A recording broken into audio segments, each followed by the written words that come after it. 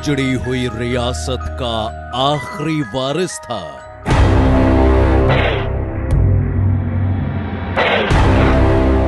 आखिरी प्रिंस की रहस्यमय कहानी।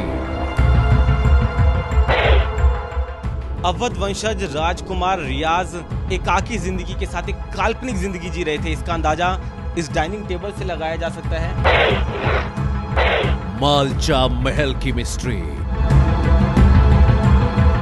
वो खुद को प्रिंस बताता था, लेकिन उसके पास कोई रियासत नहीं थी। वो एक महल में रहता था, लेकिन उसके महल के अंदर ना राजी ठाट बाट थे और ना ही ऐशो आराम का सामान। महल का जर्रा जर्रा सुना रहा था उसकी गरीबी और अकेलेपन की दास्तान। सच्ची घटना में आप भी देखिए एक प्रिंस की रहस्यमय कहानी। सुनसान जंगल में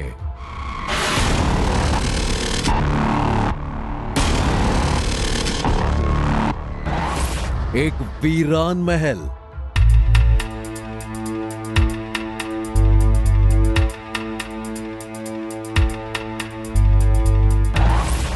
तकरीबन 37 साल तक तन्हा जिंदगी।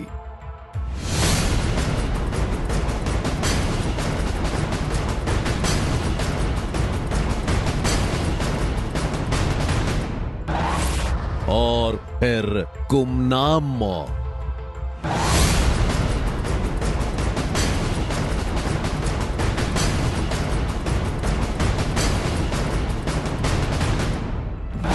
आखिरी प्रिंस की रहस्यमय कहानी।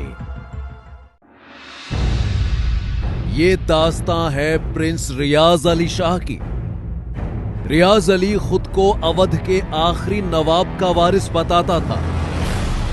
एक उजड़ी हुई रियासत के आखिरी वारिस रियाज अली की जिंदगी बरसों से गुमनामी के अंधेरों में डूबी हुई थी। उसने दिल्ली के इस खंडहर नुमा महल की चार दीवारी में खुद को कैद कर रखा था। दिल्ली के रिज इलाके के बिहड़ों में बना है ये मालचा महल, जहां पर अवध राजघराने के वंशज राजकुमार रियाज अपनी बहन सकीना और अपनी मां के साथ पिछले 40 सालों से एक गुमनाम जिंदगी जी रहे थे। उनकी बहन और जो मां है उनकी पहले ही मौत हो गई थी और करीब 1.5 महीने पहले जो राजकुमार रियाज है उनकी भी यहां पर एक गुमनाम मौत हो गई। अब ये पूरा इलाका देखने में सुनसान और वीरान नजर आता है, लेकिन आप ये जानकर हैरान रह जाएंगे कि राजधानी दिल्ली का सबसे पॉश इलाका यानी लटियन जोन यहां से महज कुछ ही किलोमीटर की दूरी पर है।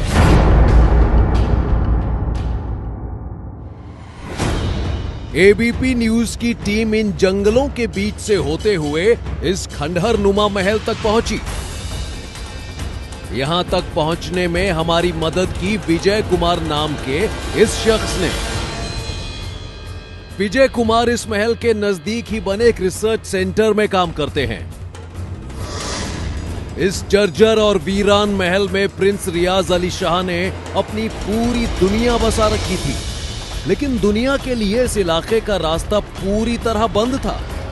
महल के गेट पर लगे बोर्ड पर साफ साफ लिखा है, अंदर आना सख्त मना है। अंदर जंगली कुत्ते हैं, अगर किसी ने घुसने की कोशिश की तो गोली मारी जा सकती है। विजय कुमार ने भी इस बात की तस्दीक की कि खुद को अवध रियासत का प्रिंस बताने वाले रियाज अली ने कई खूंखार कुत्ते पाले हुए थे।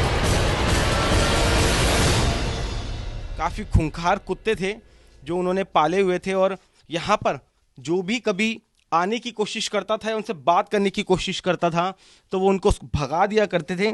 कोई हिम्मत नहीं करता था क्योंकि बेहद खूंखार कुत्ते थे और वो उनके ऊपर छोड़ भी देते थे। यही वजह है कि अगर कभी कोई पुलिस भी यहाँ पर पहुंची या कोई आम आदमी यहाँ पर पहुंचा तो वो डर के मारे भाग जाता था। एक तो जंगलों के बीच ये महल था, और दूसरा जो स्वभाव था, जो प्रिंस रियाज राजकुमार यहाँ पर रहते थे, उनका जो स्वभाव था वो बेहद गुस्सैल था। इस महल के मेन गेट पर पत्थर लगा है जिस पर बड़े बड़े अक्षरों में लिखा था प्रिंसेस विलायत महल। विलायत महल प्रिंस रियाज अली की मां का नाम था। महल की दीवारों पर आज भी कई तस्वीरें लगी हैं।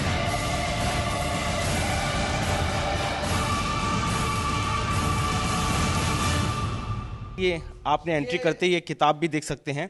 इस किताब पर ये जो तस्वीर है ये रानी की है, यानी कि उनकी माँ की, जो इस महल की रानी थी, जो इंदिरा गांधी के ज़माने में यहाँ पर पहुंची थी। खंडहर में तब्दील हो चुके इस महल के अंदर चारों तरफ धूल मिट्टी और गंदगी फैली हुई है। इन हालात में एक पल के लिए भी खड़ा होना मुश्किल है। हम हैरान थे ये देखकर कि कैसे कोई शख्स इस खंडहर में बिना बिजली पानी के सालों से रह सकता है। 700 साल पहले फिरोज शाह तुगलक ने इस महल का निर्माण करवाया था। ये उनका शिकारगाह था और 1970 से 80 के बीच में अवध के वंशज यहाँ पर आकर रहने लगे। इस महल की आप हालत देख सकते हैं, बेहद खंडर में, टूटे फूटे खंडर में तब्दील हो चुका है। इस महल की हालत से ही आप अंदाज़ा लगा सकते हैं कि किस हालात में ये जो अवध के वंशज है राजकुमार रियाज यहाँ पर रह रहे थे। क्योंकि आपको बता दें इस महल के अंदर ना ही बिजली है, ना ही पानी है, किसी तरह की कोई व्यवस्था नहीं है। अगर है तो यहाँ पर सिर्फ एक टेलीफोन कनेक्शन है जिसका इस्तेमाल राजकुमार रियाज किया करते थे। बेगम विलायत महल खुद को अवध के नवाब वाजिद अली शाह की वारिस बताती थी।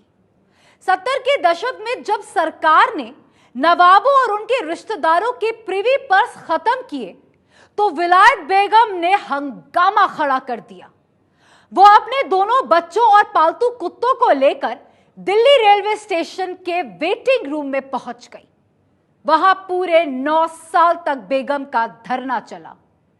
जब कहीं जाकर उन्हें रहने के लिए मिला था मालचा महल।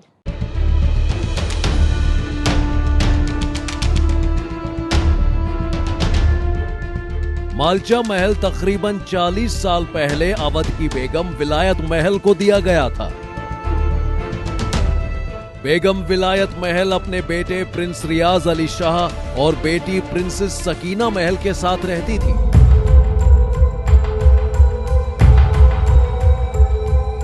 बताया जाता है कि विलायत महल ने साल 1983 में खुदकुशी कर ली और प्रिंस की बहन सकीना महल की मौत साल 1994 में हो गई थी। तभी से प्रिंस रियाज अली यहाँ अकेले रहते थे। एंट्री पॉइंट था महल का, जहाँ से वो अपने कमरे में जिस तरफ वो रहते थे, आप देख सकते हैं बेहद ही खंडर है ये यहाँ पर, और रिज के जंगलों के बीच में बना है। यहाँ पर किसी का पहुँचना बिल्कुल आसान नहीं है।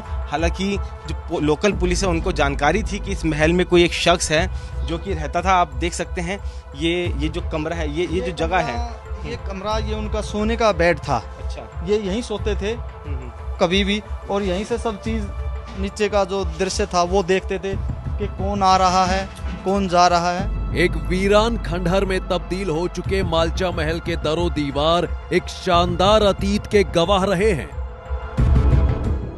ये तलवार, दीवार पर लटकी हुई ये ढाल, दीवारों पर लगी तस्वीरें और फर्श पर बिखरे पड़े कालीन, इन सभी के साथ कोई ना कोई कहानी जुड़ी हुई है। जिस महल के अंदर कभी राजसी ठाट बाट और ऐशो आराम के सामान होते थे, वहां अब कदम कदम पर कूड़े के ढेर हैं।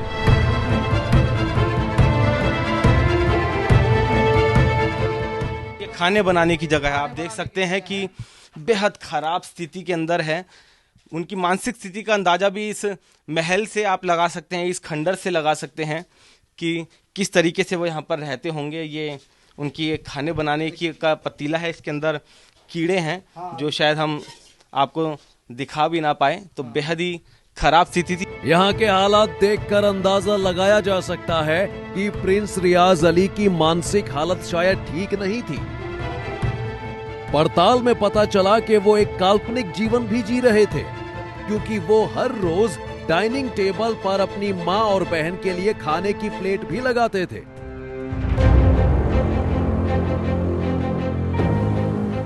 अवध वंशज राजकुमार रियाज एकाकी जिंदगी के साथ एक काल्पनिक जिंदगी जी रहे थे। इसका अंदाजा इस डाइनिंग टेबल से लगाया जा सकता है, क्योंकि कहा जाता है कि ये डाइनिंग टेबल हमेशा कुछ यूं ही सजी रहती थी।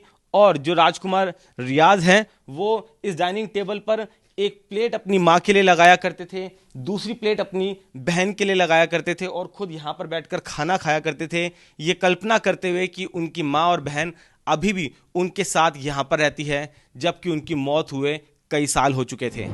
बताया जाता है कि करीब महीने भर पहले लंबी बीमारी के बाद उनकी मौत हो गई। जैसे जिंदगी तन्हा थी, वैसे ही मौत भी कई दिनों तक गुमनामी के अंधेरे में डूबी रही। ये 1 महीने से बीमार था और जो भी इनके पास जो फ़ोन था ने फ़ोन करके हमें बोलता था कि विजय जी या राजेंद्र सिंह जी, मैं बीमार हूँ और मुझे खाने के लिए नीचे से फल फ्रूट या दूध जो भी चीज़ है वो लेकर आ देते थे और हमारे से लेकर जाता था। हम उनको देने से फिर ये अभी काफ़ी सीरियस, हमने इनको बोला अभी डॉक्टर को ले जाएं, डॉक्टर के पास ये मना कर दिया, उन्होंने नहीं मैं ठीक हो जाऊँगा। लेकिन अभी ये कुछ 1.25 महीने पहले की बात है, ये अभी एक्सपायर हो गए। सच्ची घटना में अब खुलासा मोस्ट वांटेड आतंकवादी मसूद अजहर की नई साजिश का। पाकिस्तान में बैठे मसूद अजहर ने जम्मू कश्मीर में सक्रिय दहशतगर्दों को ऐसे खतरनाक हथियार पहुंचाए हैं जो अमेरिकी फौज इस्तेमाल करती है। इस साजिश का खुलासा तब हुआ जब सुरक्षा बलों ने एक एनकाउंटर में मसूद अजहर के भांजे को मौत के घाट उतार दिया। आतंकियों के हाथ में अमेरिकी हथियार। आतंकियों के साथ मसूद अजहर का भांजा।